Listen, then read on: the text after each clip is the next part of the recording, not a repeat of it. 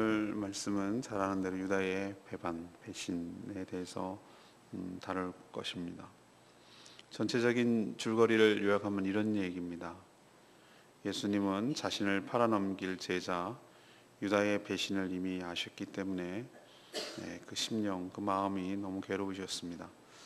제자들 중에 자신을 팔려는 자가 있다, 이렇게 제자들에게 말을 하자 제자들은 화들짝 놀라면서 누구인지 또 서로를 쳐다보며 서로 의심을 했습니다.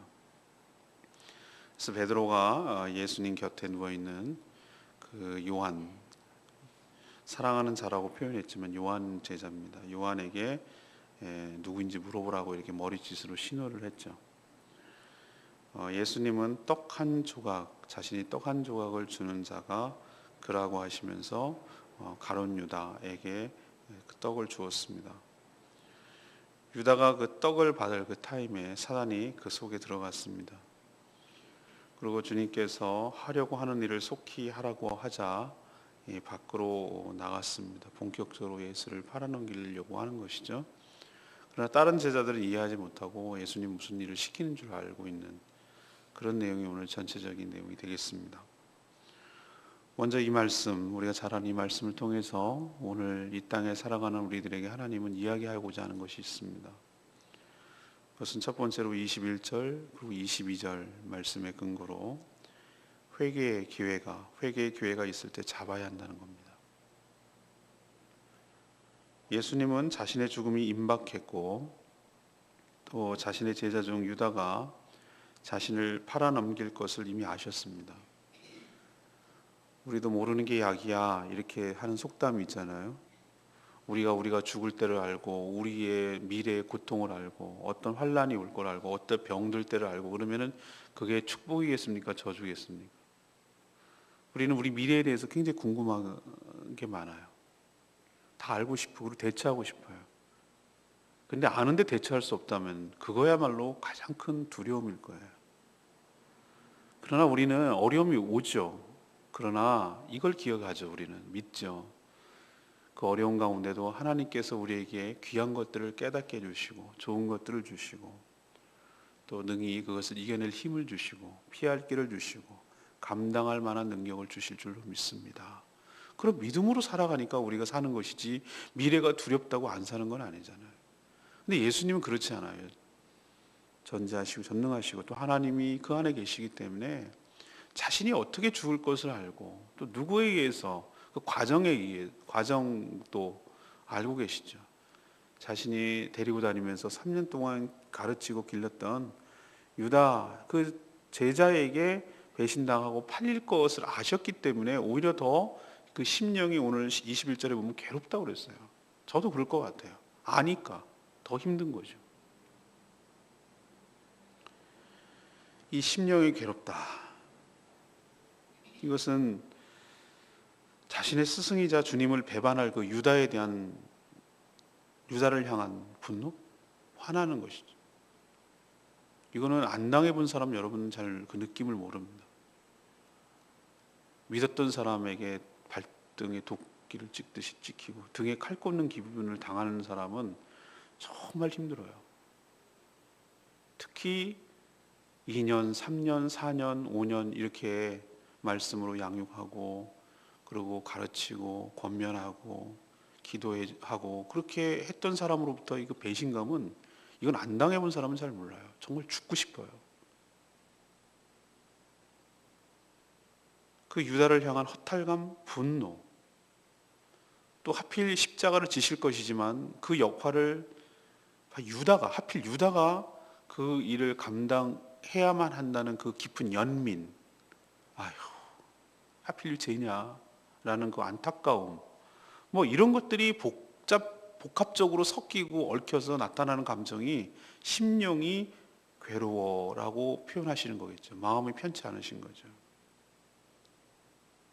그래서 그 마음을 제자들과 나누고 싶어서 제자 중 하나가 자신을 팔 거라고 제자들에게 얘기를 했어요. 그럼 그럴 것인데 뭐하러 그럼 얘기를 하시나 이렇게 생각할 수 있는데 저는 여기에서도 예수님의 그 깊은 마음을 헤아릴 수가 있어요. 예수님이 지금 누가 팔 것도 알고 계시고 이 모든 것들을 다 알고 계시니 지금이라도 네 생각을, 네 마음을 고쳐먹고 회개하고 돌이키기를 유다에게 기대하시고 바라셨던 거예요.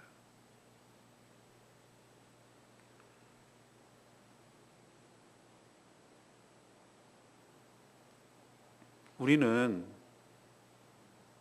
운명론적으로 생각을 자꾸 해요. 정해진 거다. 아니요. 숙명, 운명은 그건 안 믿는 사람들의 얘기예요. 만약에 이렇게 생각합시다. 만약이라는 건 없지만 가룟 유다가 회개하고 그러니까 돌이켰어요. 그러면 예수 그리스도께서 십자가 사역에 지장을 초래합니까? 전 그렇게 생각하잖아요. 분명 하나님께서는 또 다른 방법으로, 또 다른 사람에 의해서, 아니면 그런 방법이 없이도 그냥 잡히실 수도 있는 거잖아요. 얼마든지 하나님께서 그 거대한 물줄기를 끌고 가시고 구속사역을 이루신 데는 지장이 없어요. 모든 것이 합력하여 선을 이루실 줄 믿습니다. 그 악한 것도 선을 바꾸신 하나님인데 하필 유다라냐 말이죠. 왜 그 역할을 자기가 해야 되냐. 그 책임은 회피할 수가 없어요. 그 책임은 자기가 지는 거예요. 우리도 마찬가지예요. 우리가 하고 안 하고에 따라서 하나님의 거대한 구속사역이 지장받지는 않아요. 하나님의 거룩한 뜻이 이 땅에 실현될 줄로 믿습니다. 근데 왜 우리가 악역을 해야 되냐는 거예요. 또 거꾸로 이야기합시다. 우리로 통해서 하나님의 역사가 또 일어날 수도 있는 거예요. 좋은 뜻으로는. 그러니 예수님께서는 마지막까지 가룟 유다에게 뭘 주시려고 하는 거냐면, 내가 다 알지롱, 이 얘기가 아니고, 내가 더 아니까 너 그딴 짓 하지 마 라는 개념이 아니고, 지금이라도 내가 모든 사실을 알고 있으니 지금이라도 마음을 돌이켜 먹고 회개하고 네가 아니었으면 좋겠다, 네가 그 일 안 했으면 좋겠다라고 말하려는 의도로, 회개의 기회를 주려는 의도로 이 제자 중에 나를 팔 자가 있다, 이렇게 말씀하신 거라고 저는 해석을 해요. 하지만 제자들은 서로 쳐다보면서 어디에 관심이 있느냐 하면은, 나일 수도 있겠다 라고 자신을 돌아보고 자신을 회개하고 자신을 돌이키는데 포인트가 있는 게 아니라, 나만 아니면 돼, 누구지? 그 범인을 색출해가지고 족쳐야지, 뭐 이런 생각만 하는 것 같아요. 누구든지 의심하고 알아챌 생각만 했지 자신을 돌아볼 생각은 안 하는 거예요. 이게 우리의 한계예요. 우리는 오늘 말씀 보면은 베드로만 그 누굽니까? 라고 물어보는 것처럼 돼 있죠. 아니요, 그렇지 않아요. 다른 마태복음 같은 데 보면은 제자들이 서로 주님, 저는 아니지요, 저는 아니지요, 저는 아니죠, 이렇게 다 얘기했어요. 그런 상황에서 그러면은 침묵하면은 뭐가 돼요? 자기가 나만 그런 걸로 꼴이 되잖아요. 그러니까 너도 나도 난 아니지요, 나는 아니죠. 놀래서 그랬어요. 근데 저는 기가 막힌 게 있어요. 마태복음 26장 25절 보면은 이런 상황을 똑같이 묘사하고 있는데 가룟 유다도 물어봤어요. 가룟 유다도 물어봤다고. 무슨 얘기냐면, 주님, 저는 아니지요, 이렇게 물어봤다는. 남들이 다 얘기는 나만 얘기 안 하면은 뭐가 되는 거예요? 자기가 되잖아요. 그러니까 가룟 유다도 팔아먹을 거면서 예수님한테 이렇게 말하는데 내가 아주 소스라쳤어요. 놀랬어요. 주님이자 스승이 준 마지막 회개의 기회, 돌이킬 수 있는 기회, 찬스, 이것마저 거짓으로 날려버렸어요. 위선적으로 날려버렸어요. 우리도 회개의 기회가 마냥 있을 것만 같고 우리에게는 항상 기회가 주어진 것 같아요. 그러나 회개하는 영을 주시는 것도 하나님의 은혜인 줄로 믿습니다. 마음이 강팍해지면 회개조차 안 되는 거예요. 회개의 영이 우리에게 부어졌다는 것은 그만큼 우리 마음이 갈아엎어졌다는 뜻이고, 하나님께서 은혜를 주신다는 거예요. 회개함으로써 네가 그렇지 뭐 이런 식으로 야단치거나 너를 정죄하거나 너를 심판하거나 그러려고 하나님께서 다 아세요. 아는데 뭘 그렇게 면박을 주고 책망하고 가슴 아프게 하고 이러려고 회개의 기회를 주는 것이 아니라, 오히려 우리에게 그 죄를 용서받고 돌이켜서 그 죄를 짓지 않도록 하려는 하나님의 크신 은혜가 회개의 형태로 나타나는 줄로 믿습니다. 그러니 회개의 기회가 있을 때, 마음의 감동이 될 때, 마음에 찔림이 있을 때, 말씀이 내 마음에 부딪힐 때, 반발하거나 거역하거나 위선적으로 포장할 것이 아니라 진심으로 충심으로 나에게 주신 은혜인 줄로 알고, 하나님, 제가 말씀 앞에 굴복하고 제가 말씀 앞에 회개합니다. 저의 허물과 저의 악한 생각과 저의 악한 행동, 그의 마음, 동기, 그럴 마음을 먹었던 것들, 생각들 용서하여 주시옵소서. 주님, 돌이키기를 원하나이다. 회개는 주님의 죄를 지적하면 거기에 대해서 동의하는 것이고 그것을 돌이키는 것, 이것이 바로 진정한 회개일 줄로 믿습니다. 여러분도 회개의 기회가 있을 때, 가룟 유다처럼 여러분에게 이런 기회가 있을 때 속히 잡으시고 속히 회복되는 역사가 여러분 삶 가운데도 있게 되기를 간절히 축원합니다. 두 번째 이야기, 23절에서 27절까지 말씀이에요. 자신의 마음과 생각을 지켜야 합니다. 밥 잘 먹다가 예수님의 이 폭탄 발언, 너희 중에 나를 팔 자가 있느니라, 이 폭탄 발언에 화들짝 놀란 제자들은 일제히 뭐했습니까? 그 배신할 자가 누구인지 몹시 궁금했습니다. 그래서 베드로, 역시 베드로다. 난 베드로가 참 멋있거든요. 물론 실수도 많고 예수님을 3번 부인하지만 그의 뭐라 그럴까, 그 순박함, 의리, 뭐 이런 것이 저는 참 좋다고 생각해요. 인간적으로 느껴져요. 이런 상황에서 베드로가 예수님의 품에 의지하여 누웠던 제자, 예수님이 사랑하는 제자, 요한 보세요. 자기가 이게 요한복음을 썼잖아요. 근데 노골적으로 자기라고 말하면 수도 있잖아요, 요한에. 그런데 그걸 싹 포장해가지고 예수님이 사랑하는 제자 이렇게 쓰는 거예요. 둘러서. 그러니까 나는 예수님이 특별히 사랑하는 제자라는 거죠. 이렇게 싹 감춰놓고 자기가 사랑받는 것처럼 얘기를 해요. 근데 우리가 이거 이해를 해야 될 것은 우리와 식사 문화가 유대는 좀 달랐다고 그래요. 저는 그런 자세가 너무 불편한데, 우리는 최후의 만찬 그림을 보면 식탁을 또 디귿자로 앉아가지고, 난 그것도 웃겨. 그거는 TV나 드라마에서나 나오는 구도잖아요. 어떻게 이렇게 앉아요? 아니 이렇게 앉든지 아니면 뭐 일렬로 앉든지 그렇잖아요. 그거는 누가 그랬습니까? 그거 최후의 만찬, 잊어버렸네. 그 분이 그림을 그리기 위해서 만든 구도로 한 것 같고, 실제로는 그 당시 풍습으로는 어떠냐면은 식탁이 차려져 있으면은 라운드로 이렇게 차려져 있으면은 누워서 먹었다고 그래요. 아니 누워서 먹었다는 얘기가 아니라 이거 누웠다는 얘기, 약간 비스듬하게 이렇게 이 턱을 개고 뭐 이렇게 비스듬하게 팔을 괴고 이런 식으로 누워서 이렇게 편안하게 먹었다고 그래요. 전 소화가 더 안 될 것 같은데 그렇게 먹으면.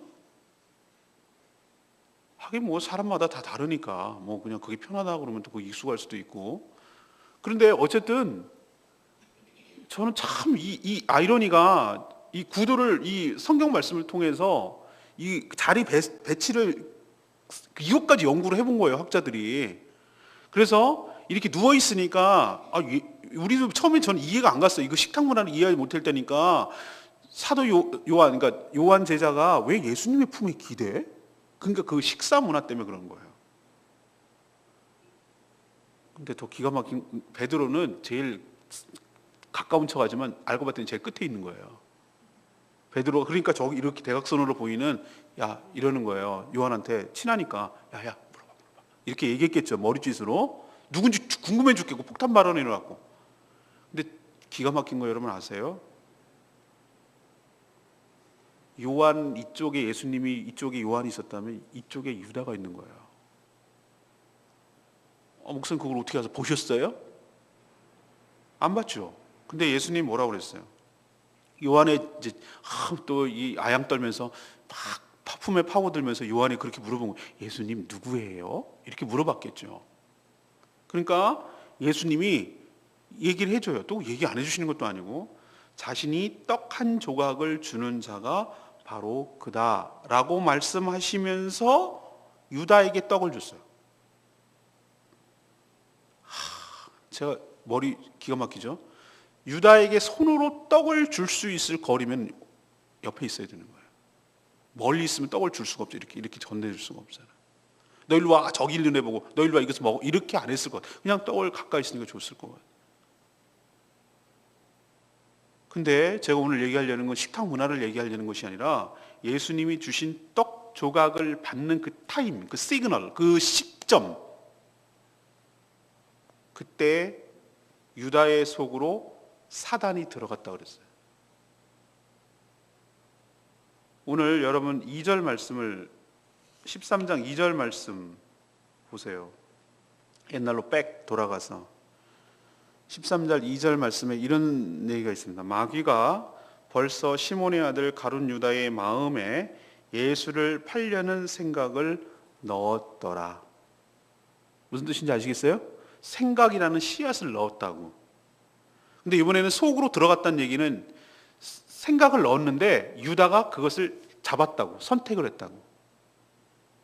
그래서 사단이 그 유다의 삶을, 생각을, 사고를, 영혼을, 영육을 사로잡아 버렸다고. 제가 그런 표현을 썼죠.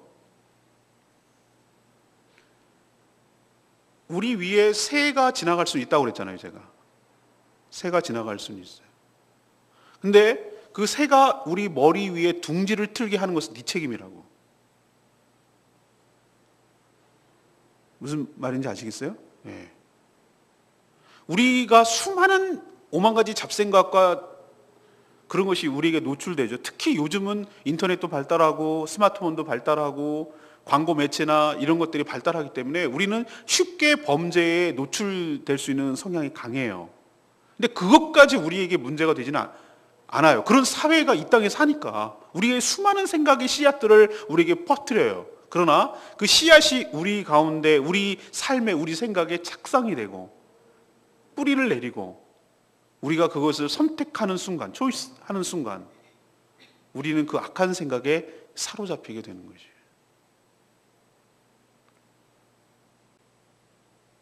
남자들은 이쁜 여자 보면 그냥 자동적으로 눈이 돌아가요. 그게 남자예요. 그거 이해하셔야 돼요. 시각이 굉장히 발달되어 있어요. 그런데 돌아가요. 안 돌아가면 이제 끝난 거예요. 그 사람 이제 끝난 거라고. 근데 돌아가는데 문제는 돌아갈 수 있어요. 돌아가는데 거기까지 해야 돼요. 거기까지 해야 되는데 계속 쳐다보면서 오만 가지 상상하는 것, 그 이상을 넘어가면서 상상하면 그게 이제 문제가 되는 거예요. 사단이 우리에게 여러 가지 잡생각, 오만 가지 악한 생각을 넣어요. 근데 그것을 뭐 하는 거죠? 뿌리 내리게 하면 안 된다고. 그리고 그것을 선택해버리면 그 순간부터 사단이 우리의 삶과 생각을 장악하고 나를 꼭두각시 부리듯이 나를 악한 도구로 사용하는 거예요. 그게 바로 오늘 예수님 표현한 대로 사단이, 마귀가 가룟 유다의 속으로 들어간지라 라고 표현하는 거예요. 마지막 회개 기회를 놓치자 사단이 그의 삶을 완전히 장악해버렸어요. 그러자 할 일을 하라는 예수님의 말에 어떤 대꾸도 안 하고 즉각적으로 밖으로 나가요. 이게 뭐냐면 사단이 장악했다는 증거예요. 사단은 우리의 생각을 장악함으로 우리의 삶을 장악하고 조종합니다. 사람은 생각하는 대로 행동하며 살게 되어 있어요. 그래서 앞에서 말씀드렸죠. 무엇을 지키라고요? 너희 마음과 생각을 지키라 그랬어요. 아무것도 염려하지 말고 모든 일에 기도와 간구로 감사함으로 하나님께 아뢰라. 그리하면 모든 지각 위에 뛰어난 그리스도의 평강이 너의 생각과 마음과 생각을 지키시리라. 마음과 생각을 지키는 것이 우리를 지키는 거예요. 악한 생각이 수없이 오지만 그것을 끌어들이고 선택하지 않도록 우리의 마음을 철저하게 지켜야 돼요. 그것은 말씀과 성령밖에 없어요. 다른 방법이 없어요. 전신갑주를 입는 수밖에 없어요. 전신갑주 비유에서 유일한 공격 무기는 성령의 검밖에 없어요. 나머지는 전부 다 수비하는 거예요. 수비. 우리를 보호하는 거예요. 구원의 투구 아시죠? 믿음의 방패, 호심경, 이거 다 뭐 하는 거냐면은 우리를 보호하는 거예요. 그만큼 우리는 사단의 공격에 취약하기 때문에.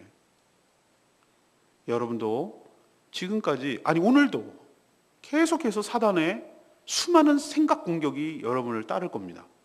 수많은 공격이 와요. 공격이 사단이 왜 이래가지고 이거 유치하게 좀 제발 좀 그러지만 사단이 그런 식으로 직접적으로 공격하는 건 굉장히 유치한 거예요. 그거는.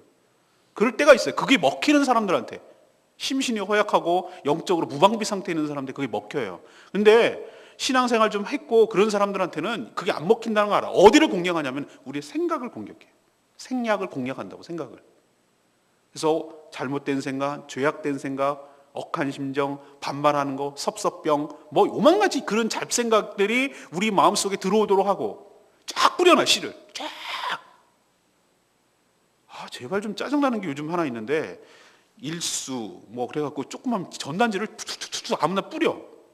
왜 뿌리나 했더니 그거 청소하려고 주스면서 보라고. 정말 짜증나요 그거. 우리 교회도 막 뿌려. 하루에 하나씩 줍는 것 같아요 제가요.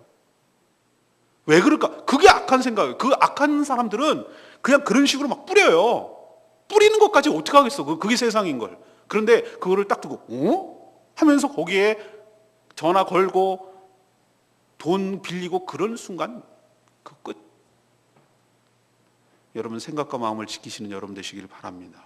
사단이 우리를 공략하지 않도록, 넘어가지 않도록, 그 속에 들어가지 않도록, 장악당하지 않도록 말씀으로 쳐내시고 믿음으로 극복하신 여러분 되시기를 바랍니다. 마지막 27절에서 30절까지 자신의 선택에 대해서 책임져야 된다고요. 예수님이 유다에게 떡 조각을 주면서 그에게 하는 일을 속히 하라고 하셨죠. 주변의 제자들은 회개의 역할을, 돈깨를 맡았으니까 유다에게 명절 쓸 물건을 사라는 것 아니면 가난한 자들에게 무엇을 주라고 그렇게 구제하라고 시키는 줄 알았어요. 당연히 그렇게 하죠. 누가 알겠어요, 이 속마음을. 하지만 예수님과 유다는 이 말의 의미를 서로 잘 알고 있었어요. 예수님의 떡 조각을 받고 유다는 집 밖으로 나갔는데 사도 요한은, 이 저자 사도 요한은 굉장한 메타포를 쓰고 있어요. 그때가 밤이러라. 당연히 밤이죠. 저녁 식사를 했는데. 근데 왜 밤이라고 얘기했을까? 예수님이 그 앞에서 예수님을 자신이 세상의 빛이라고 그랬어요. 빛으로 다니는 이상 우리가 실족하지 않는데 너희들은 밤에는 아무것도 못한다고 그랬어요. 어둠 속에 헤맨다고 그랬어요. 이 밤이라고 말하는 이 은유, 메타포가 상당한 중요한 의미가 있어요. 일부러 그렇게 적은 거예요. 밤인지를 모르나? 그때가 밤이러라 라고 말한 것은 앞으로 유다가 행할 행위가 죄악된 것이다 라는 뜻이에요. 어둠 속에 있는 것이다 라는 뜻이에요. 유다는 이제는 예수님의 마지막 기회마저 박탈당하고 회개의 기회를 놓쳐버리고 돌이킬 수 없는 길을 택하고 말았어요. 이제는 이탈되고 나서 다시는 돌아오지 않아요. 많은 사람들은 예수님이 이미 이렇게 알았으면 이걸 피해야지. 왜 가룟 유다만 애꿎게 저렇게 되게 만들어? 개인적으로 불러서 그딴 짓 못하게 하거나 아니면 이런 상황을 만들지 말았어야지 라고 말합니다. 이게 바로 죄인들이 하는 논리예요. 수많은 죄인들이, 세상 사람들이 뭐라고 그러냐면 하나님 세월호 사건 알았잖아요. 알았으면 왜 그때 못 구했어요? 제가 한번 언제 그런 얘기를 한 적이 있죠. 그런 거 갖고 설교한 적도 있고 책을 소개한 적도 있어요. 그래서 내가 하나님을 안 믿는다는 근거로 삼아요. 하나님 아세요. 근데 왜 놔두세요? 하나님요, 그 가운데서도 함께 하세요. 그리고 그것을 통해서 우리에게 교훈하시고 그 가운데 그 고통을 함께 느끼시는 분이에요. 그런 근본적인 죄 때문에 예수님께서 돌아가셨고 그 예수 그리스도를 통해서만이 이 문제가 해결된다는 것을 깨닫게 해주세요. 이 땅의 진정한 평화는 그런 문제를 없게 하는 것으로 해결되는 것이 아니라 우리 가운데 있는 이 탐욕의 죄, 돈밖에 모르고 사람을 경시하는 이 죄에 대해서 이것을 예수 그리스도를 통하여 거듭나고 회개하고 변화되어야만 이 문제가 해결될 수 있다는 것을 아시지, 그걸 알기 때문에 그것을 막는 것으로 해결된다는 게 아니라는 걸 아시는 거예요. 오히려 그 고난을 당하실 때 그들과 함께 계시고 같이 눈물을 흘리시는 분이 예수 그리스도시세요. 이것은 너무 깊은 얘기이기 때문에 이 짧은 시간에 다 얘기할 수는 없어요. 그러나 유다는, 만약에 그렇게 했다면 유다는 다른 때와 다른 방법을 찾았을걸요? 이때 피했다 하더라도. 하나님은 다 아시지만 그렇다고 각 인생은 자신이 선택하고 살아가고 그리고 그것에 대해서 책임을 지는 것까지 하나님이 책임질 수는 없어요. 하나님이 선악과를 먹는 걸 아셨어요? 알고 계셨어요. 그렇게 될 거라는 것. 그렇지만 그거 무서워서 선악과를 만들지는 않으셨어요. 왜? 선악과를 그게 무서워서 없애는 순간 사람은 자유의지를 박탈당하는 거고, 자기 주권에 의해서, 자기 스스로 의지에 의해서 하나님을 섬기는 것이 아니라 로봇처럼 아무런 싫든 좋든 간에 하나님을 선택하고 하나님을 섬길 수밖에 없는 구조가 되기 때문에 이건 진정한 사랑이 아니에요. 선악과가 왜 있느냐고요? 제가 먹으면 하나님을 불순종하는 것이고 죄 때문에 죽을 것을 아는 하나님의 유일한 하지 말라는 것을 알기 때문에, 하나님을 의식해서 하나님을 경외하기 때문에, 하나님을 사랑하기 때문에 그것을 의식적으로 자기가 의지적으로 그것을 거부하는 가운데 하나님을 섬길 때 그게 진짜 사랑이에요. 이 짧은 시간에 이 얘기하기는 너무 길어요. 그렇지만 우리가 선택하는 것에 대해서 우리가 책임을 지는 거라고요. 그것에 대해서 회피할 수 없다고요. 레위기 말씀 29절 말씀, 어떤 이들은 유다가 돈깨를 맡았으므로 이런 표현을 쓰고 있습니다. 어떤 단체나 조직이든지 재정을 담당하는 자는 지도자의 신뢰를 받는 그런 중책의 자리죠. 그죠? 회계를 아무나 맡기겠어요? 유다도 처음부터 이렇게까지 하려고 생각은 안 했을 거예요. 그러나 자신이 생각했던 메시아가 아니거든요. 자신은 왕으로 등극하는 예수님. 그래서 자기는 재정부장이나 나라의 돈깨를 맡으면 얼마나 책복하기가 좋겠어요. 단위가 크니. 근데 예수님 자꾸 엉뚱한 소리 하고 죽는다 그러고 떠난다 그러고 실망한 거예요. 그러니까 푼돈이라도 넘기고 팔아야 되겠다. 예수를 목숨을 노리는 자들이 저기 있는데 이거라도 받고 넘겨야 돼. 헐값이라도 넘겨야 돼. 이런 생각을 하게 된 거예요. 우리 역시 어떤 직분이나 직책이 중요한 게 아니라는 것을 오늘 말씀을 통해서 깨닫습니다. 주님이 누구라고 믿고 섬기는지가 더 훨씬 더 중요하고 내 신앙을 좌우한다는 것을 알아요.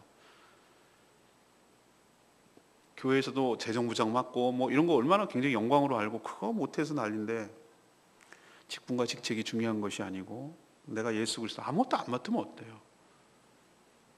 주님을 사랑하는 마음으로, 주님을 신뢰하고 주님을 경외하는 마음으로 온전히 섬기는 그 마음이 중요한 것이지, 직분과 직책 이것이 뭐가 중요하겠어요? 주어지면 또 하면 되는 것이지만 그 자체가 귀하기보다는 하나님께 사랑하는 마음, 공경하는 마음, 섬기는 마음, 이것이 훨씬 중요할 줄로 믿습니다. 오늘 세 가지 말씀드렸습니다. 가룟 유다를 보면서 첫 번째는 뭡니까?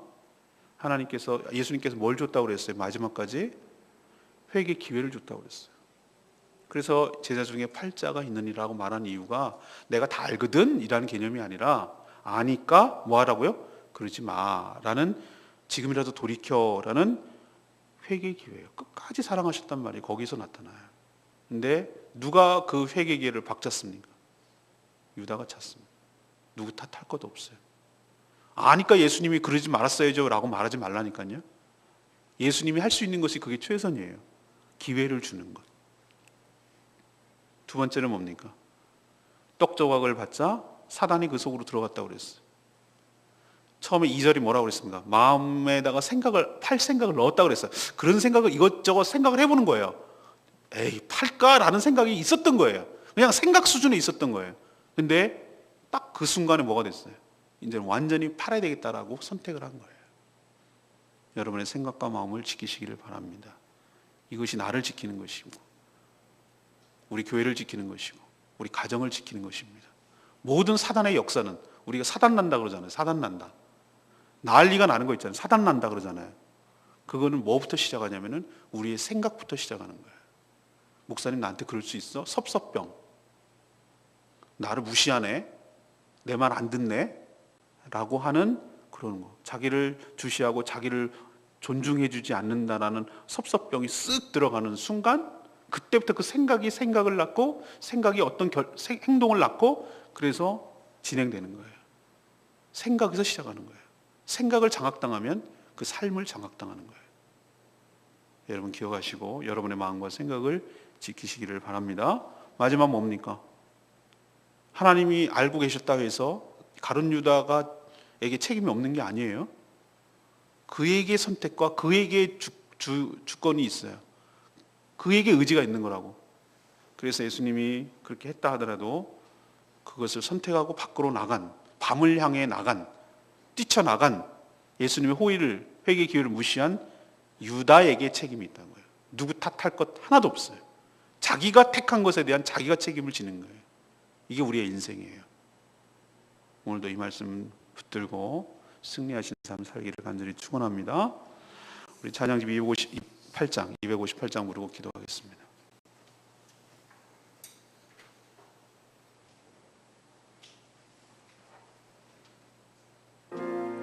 오소서 주님, 나의 마음으로 우리에게 선한 것이 하나도 없습니다.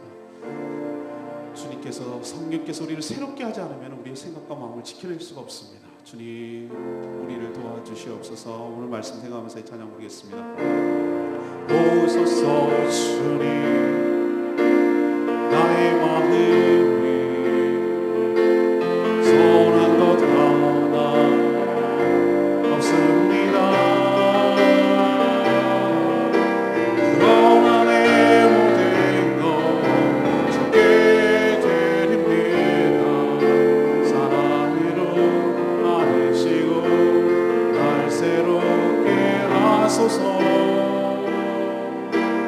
주님 마음 내게 주소서.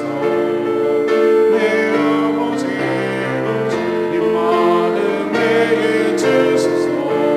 나를 향하신 주님의 뜻이 이루어지도록 주님 마음 내게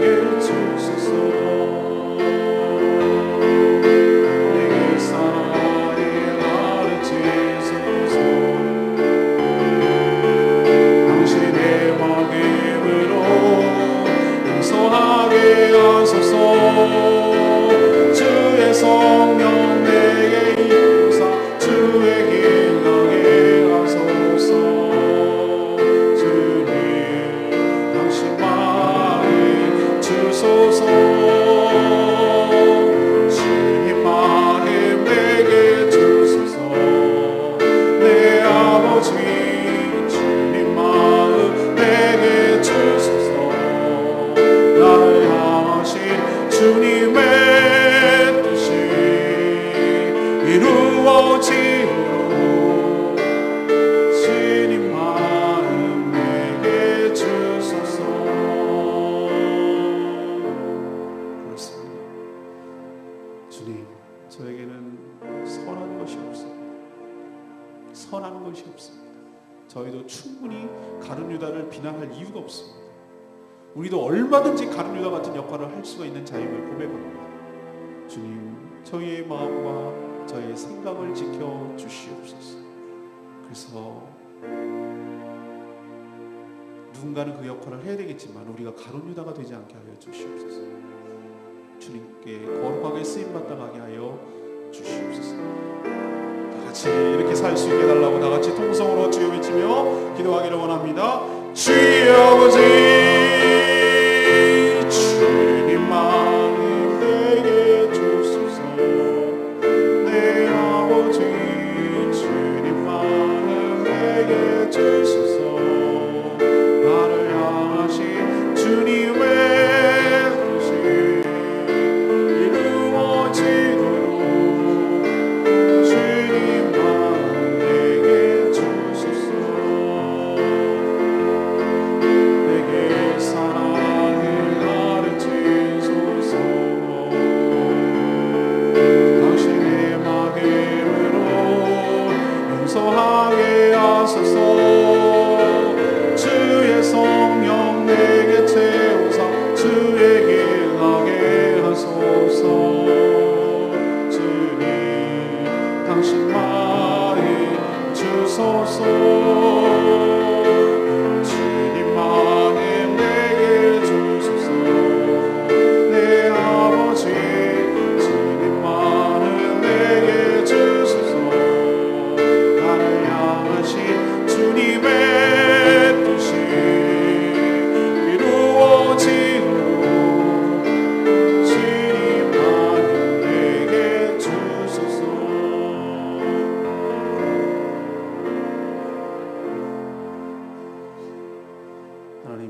수없는 회개의 기회가 생기지만 그것을 번번이 놓칠 때가 많습니다. 사단에게 생각을 내어줘 내 삶을 장악당해 마귀 노릇할 수도 있음을 깨닫습니다.